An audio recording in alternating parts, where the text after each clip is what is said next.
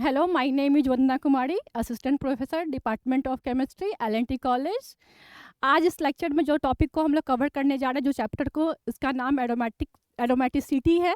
यह एक organic chemistry का पार्ट है। ये बहुत ही इंपॉर्टेंट पार्ट है। सबसे पहले इस पार्ट को शुरू करने के लिए सबसे पहले हम लोग जानेंगे एरोमेटिसिटी होता क्या है। एरोमेटिसिटी का definition: aromaticity is the property of conjugated cycloalkenes which enhance the stability of compound due to delocalization of pi electron।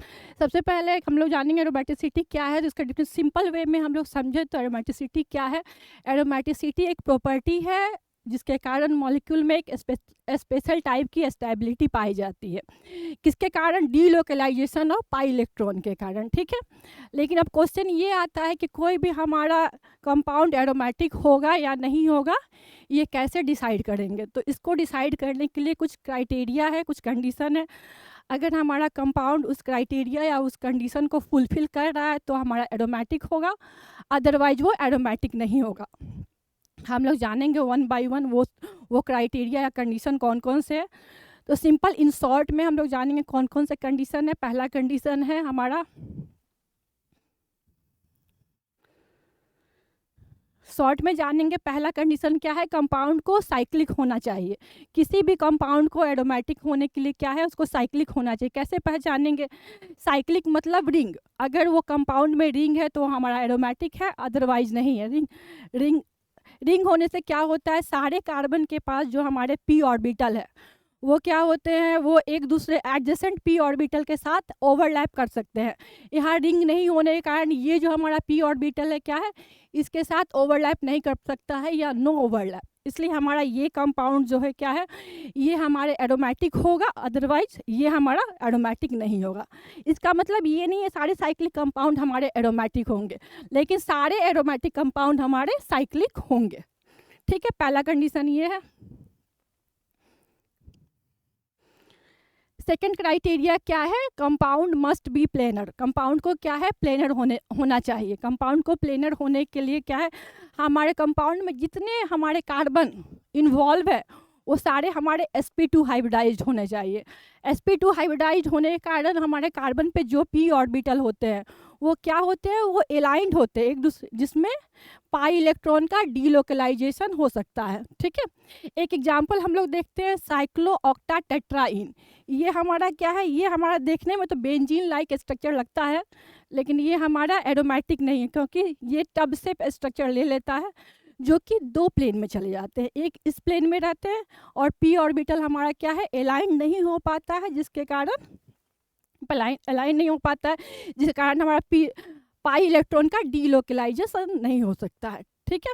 ये एक और फैक्ट इस चीज़ को प्रूफ करता है कि जब हमारा साइक्लोऑक्टाटेट्राइन जो है हमारा Br2 के साथ रिएक्शन करता है तो ये एडिशन रिएक्शन देता है, जबकि हमारे जितने एरोमेटिक कंपाउंड है वो क्या देते हैं, वो इलेक्ट्रोफिलिक सब्स्टिट्यूशन रिएक्शन देते हैं, ठीक है।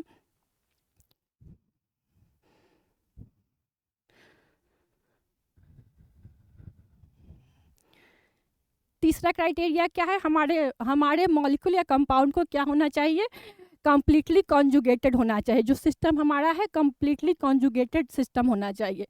कम्प्लीटली कॉन्जुगेटेड सिस्टम का मतलब क्या है, वो जो हमारा कॉन्जुगेशन होना चाहिए वो पाई बॉन्ड का होना चाहिए, या पाई बॉन्ड लोन पेयर का होना चाहिए, या पाई बॉन्ड पॉजिटिव चार्ज का होना चाहिए, या पाई बॉन्ड निगेटिव चार्ज का होना चाहिए। कॉन्जुगेशन मतलब सिंपल वर्ड में हम लोग समझे तो क्या है, मतलब double bond single bond, double bond single bond, double bond single bond. ये हमारा बेंजीन है जो कि कम्प्लीटली कॉन्जुगेटेड है। जबकि दूसरे साइड में हम लोग क्या देखते हैं, 1,3 साइक्लोहेक्साडाइन। ये क्या है, यहाँ पर हमारा डबल बॉन्ड सिंगल बॉन्ड, मतलब क्या है, यहाँ पर हमारा कॉन्जुगेशन ब्रेक हो रहा है। ब्रेक होने के कारण यहाँ पी ऑर्बिटल कोई भी नहीं है और ये सिस्टम हमारा क्या होगा, ये हमारा कम्प्लीटली कॉन्जुगेटेड नहीं होने के कारण ये हमारा एरोमेटिक नहीं होगा, ठीक है। और एक हम लोग एग्जाम्पल के साथ समझेंगे। इस सिस्टम को देखते हैं, ये कैसा कॉन्जुगेशन है, पाई बॉन्ड का। क्यों? क्योंकि pi bond single bond, pi bond single bond, pi bond single bond, ठीक है। और ये हमारा दूसरा जो एग्जाम्पल है, इसमें क्या देखते हैं, कॉन्जुगेशन किसके साथ है, पाई बॉन्ड का कॉन्जुगेशन हमारा लोन पेयर के साथ है, ठीक है। ऑक्सीजन पे जो लोन पेयर है ये डबल बॉन्ड के साथ कॉन्जुगेशन में। थर्ड इमेज में क्या देख रहे हैं हम लोग, जो हमारा कॉन्जुगेशन है वो किसके साथ है, पॉजिटिव चार्ज के साथ है। फोर्थ इमेज में क्या है, कॉन्जुगेशन हमारा नेगेटिव चार्ज के। तो ये बात हम लोग को समझ में आ गई कि एरोमेटिक होने के लिए हमारा क्या है, 3 कंडीशन क्या है, एक साइक्लिक है, दूसरा प्लानर है, और तीसरा क्या है, कंप्लीटली कॉन्जुगेशन होना चाहिए, कंप्लीट कॉन्जुगेशन होना चाहिए, ठीक है। अब क्या है फोर्थ एग्जाम्पल, जो सबसे फोर्थ कंडीशन जो सबसे ज़्यादा इम्पॉर्टेंट है वो क्या है, ए कंपाउंड मस्ट ओबे हकेल रूल। मतलब क्या है, 4n+2 पाई इलेक्ट्रॉन होने चाहिए। अगर किसी कंपाउंड में 4n+ पाई इलेक्ट्रॉन है और वहाँ n की वैल्यू 0, 1, 2, 3 आ रही है, तो मतलब क्या है, वो हमारे हकेल रूल को फुलफिल कर रहा है, फॉलो कर रहा है, और वो हमारा एरोमेटिक होगा, ठीक है। इस एग्जाम्पल को देखेंगे तो इसमें क्या है, ये हमारा जो इमेज है, ये जो हमारे कंपाउंड है वो क्या है, साइक्लिक तो दिख रहा है, प्लानर भी दिख रहा है, कंप्लीटली कॉन्जुगेशन भी दिख रहा है। कैसे, double bond single bond, double bond single bond. लेकिन जब हम लोग 4n+2 इलेक्ट्रॉन काउंट करेंगे तो ये हमारा सबसे सिंपल एग्जांपल हम लोग यहाँ पर देखते हैं बेंजीन का। यहाँ 4n+2 = 6, यहाँ n की वैल्यू जो निकाले हैं 1 है। जैसा कि हम बताए हैं, n का वैल्यू अगर 0, 1, 2, 3 आएगा तो वो कंपाउंड हमारा क्या होगा, एरोमेटिक होगा, अदरवाइज वो एरोमेटिक नहीं होगा। तो यहाँ हम लोग की n की वैल्यू 1 आ रही है, जबकि सेकेंड इमेज में क्या देख रहा है, n की वैल्यू जब निकाल रहे हैं तो ये फ्रैक्शन में आ रहा है।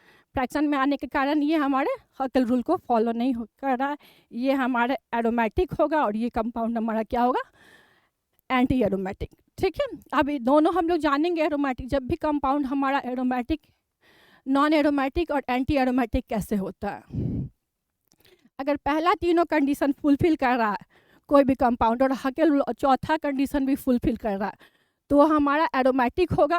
अगर पहला तीनों कंडीशन फुलफिल कर रहा है और हकेल रूल को ओबे नहीं कर रहा है, तो ऐसे कंपाउंड को हम लोग क्या बोलेंगे, एंटी एरोमेटिक कंपाउंड।